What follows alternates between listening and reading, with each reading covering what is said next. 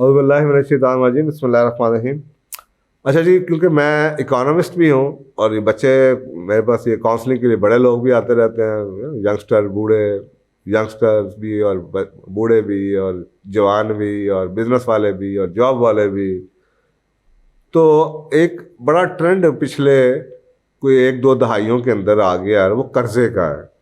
ہر بندے کا ایک ہی سوال ہوتا ہے، اور اسپیشلی آج کل آپ کو پتہ ہے حالات ایسے ہیں کہ انٹرسٹ ریٹ بڑے کم ہوئے ہوئے، تو اس کے بارے میں یہ قرضہ لے لوں، میں قرضے پہ گھر لے لوں، میں قرضے پہ گاڑی لے لوں، میں یہ نہ کر لوں، میں وہ نہ کر لوں۔ تو میں ایک یہ نیا ٹرینڈ آیا ہے، ہمارے زمانے میں ایسا نہیں تھا۔ اب یہ آپ پوری دنیا آپ کو پتہ ہے مورٹگیج فائنینسنگ ہوتی ہے۔ تو میں اکثر اوقات تو صاف ظاہر ہے کہ ایز اے کاؤنسلر میں یہ تو نہیں کر سکتا کہ میرے بلیفس ہیں، لیکن میں ایز اے کاؤنسلر میری یہ ضرور عادت ہے کہ میں ان کے سامنے 2 چوائسیز ضرور رکھ دیتا ہوں، ان کو بتا دیتا ہوں کہ جی اگر آپ میری اوپینین پوچھتے ہیں تو میری اوپینین میرے بلیفس کی وجہ سے، اور میرے بلیفس یہ ہیں کہ یار یہ قرض جو ہے کوئی اچھی چیز نہیں ہے، اور یہ صاف ظاہر ہے کہ میری انسپریشن جو ہے قرآن اور حدیث سے آتی ہے۔ اور ویسے بھی اگر آپ اکنامکلی بھی دیکھنا شروع کریں تو یہ جو قرض ہے کوئی اچھی چیز نہیں ہے۔ اکثر اوقات ہم اس لیے بھی قرض لے رہے ہوتے ہیں کہ اپنی خواہشات کو ہم دبا نہیں سکتے۔ ہم لوگوں کو دیکھ کے مقابلے بازی کے اندر ہم یہ نہیں سکتے، وہ جو ہمیں بچپن میں ہم کہتے ہیں نا ایک ڈیلیڈ گریٹیفیکیشن کا کانسیپٹ ہوتا ہے، کیونکہ یہ اس کے پیچھے ایک بہت بڑی سائیکی ہے۔ کچھ لوگ ایسے ہیں جو جمع کر کے پیسے جمع کرتے ہیں، اس پیسے جمع کرنے کے بعد کچھ چیز لیتے ہیں، لیکن کچھ لوگ ایسے ہیں جو بے صبرے ہیں، ان سے صبر نہیں ہوتا۔ وہ جیسے ہم بچوں کی سائیکالوجی میں ڈیلیڈ کہتے ہیں، بچوں کو ڈیلیڈ گریٹیفیکیشن پڑھائیں، کیونکہ پورا دین ڈیلیڈ گریٹیفیکیشن پہ ہے۔ ڈیلیڈ گریٹیفیکیشن کہتی ہے کہ اپنی خواہشات کو وقت تک یا اس رشتے تک جہاں سے وہ خواہش پوری ہوتی ہے اس تک روکے رکھو۔ جیسے یہ روزہ ہے، روزہ آپ کو کیا سکھاتا ہے؟ ڈیلیڈ گریٹیفیکیشن سکھاتا ہے، بھوک لگی روکے رکھو اور اس کے بعد آپ نے افطاری کرنی ہے۔ اسی طریقے سے کئی ایسی اسلام کے قوانین ہیں، یہ آپ کے سامنے یہ جو روزے سزا اور جزا کا کانسیپٹ ہے آخرت کا، وہ ڈیلیڈ گریٹیفیکیشن کا ہے۔ ایک طرف آپ کے پاس آج کی عیشی ہے اور دوسری طرف لوگ ہیں ڈیلیڈ گریٹیفیکیشن، اس کے بعد تمہیں بہت انعام ملے گا۔ تو یہ سارا اگر آپ اس چیز کو دیکھیں تو آپ اسی پرنسپل کو آپ یہاں پہ دیکھیں تو یہ ڈیلیڈ گریٹیفیکیشن، اکنامک کے لوگ جو ہیں وہ ڈیلیڈ گریٹیفیکیشن کی بات کرتے ہیں، اکنامکس کے اندر بھی یہ بات کرتے ہیں کہ دنیا میں کامیاب جو لوگ ہیں وہ پہلے پیسے جمع کرتے ہیں۔ اور آپ کے سامنے بڑے بڑے گرو جو آج آپ کو ملینئر بلینئر نظر آتے ہیں، وہی لوگ ہیں وہ جو کہ ہمیشہ آپ کو یہ بتائیں گے کہ قرض سے ہمیشہ بچو۔ یہ قرض دینے والوں میں سے ہوں گے، یہ قرض لینے والوں میں سے نہیں ہوں گے۔ قرض والا آدمی کبھی پراسپر نہیں کرتا۔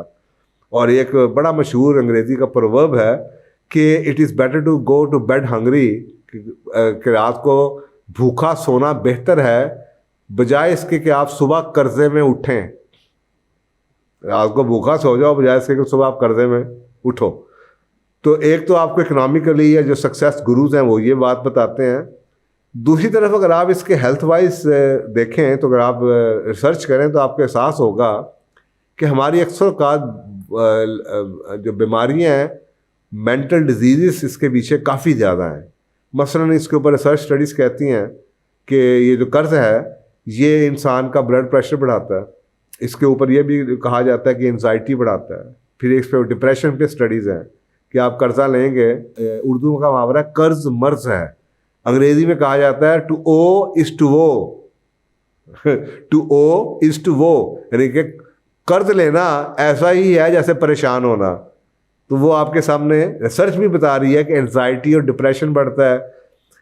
یہ کہا جاتا ہے جو لوگ قرض لیتے ہیں ان کی امیونٹی کم ہو جاتی ہے، بیماری ان میں بڑھ جاتی ہے، ان میں امیونٹی کم ہو جاتی ہے۔ اسی طریقے سے نیک پین کہتے ہیں، ان میں گردن میں پین، جسے سٹریس کے اوپر سے کندھوں پہ پین ان لوگوں میں زیادہ نظر آتی ہے جو قرضہ، شاید وہ وزن اتنا زیادہ ہوتا ہے قرضے کا۔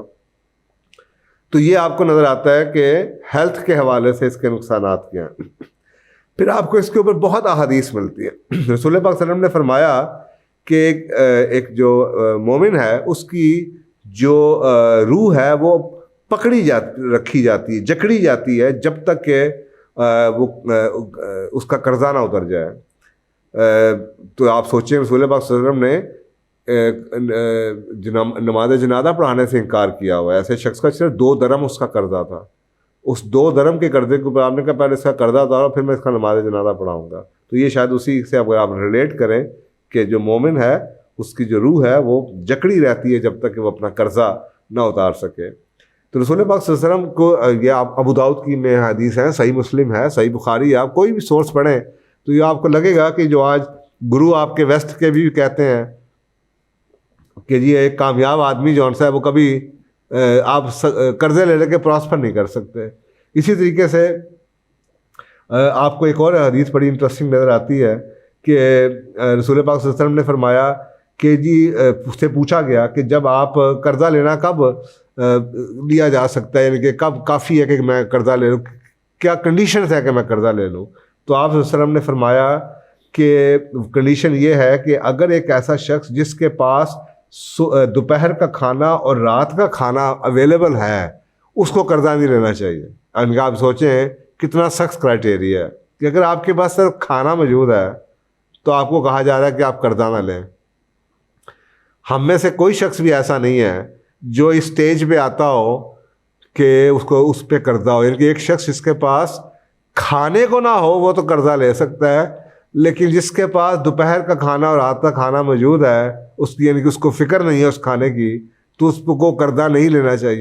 تو اب آپ کے سامنے اکنامکلی پراسپیرٹی نہیں ملتی. آدمی کو لگتا تو ہے کہ جناب میں قرضے پہ لے لوں گا تو شاید کچھ چیز بعد میں مہنگی ہو جائے گی, لیکن اس میں برکت ہی نہیں ہے. سیکنڈلی آپ کے سامنے دوسری میں نے آپ کو بات بتائی ہیلتھ کے حوالے سے کہ یہ اٹس ناٹ گڈ. تیسری میں نے آپ کو دین کے حوالے سے بتا دی, آپ کا جو بھی بلیف ہے آپ دیکھ لیجئے.